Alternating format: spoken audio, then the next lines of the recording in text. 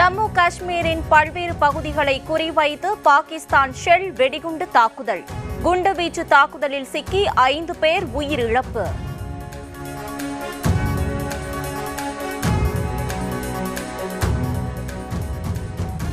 சோற்றுக்கு காசு கொடுத்தால் அதை போருக்கு செலவிடும் பாகிஸ்தான். உலகளாவிய நாணய நிதியம் கொடுத்த பணத்தை இந்தியாவுக்கு எதிரான போருக்கு செலவிடுவதாக குற்றச்சாட்டு.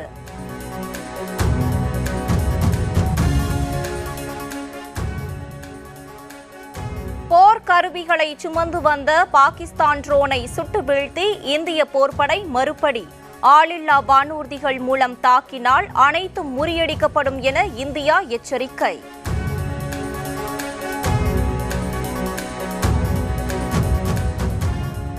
நேற்றிரவு முதல் இன்று விடிகாலை வரை 26 முறை இந்தியாவை குறிவைத்து பாகிஸ்தான் தாக்குதல். பாகிஸ்தானுக்கு மறுபடி தரும் வகையில் பாலிஸ்டிக் ஏவுகணையை பயன்படுத்தியது இந்தியா.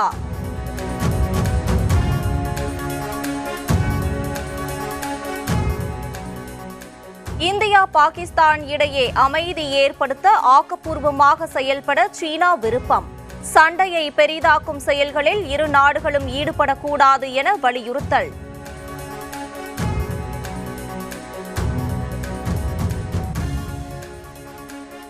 முத்துலட்சுமி மருத்துவ காப்பீட்டு அட்டைக்கு வழங்கப்படும் 18,000 ரூபாயில் நடுவண் அரசு 3,000 ரூபாய் மட்டுமே வழங்குகிறது.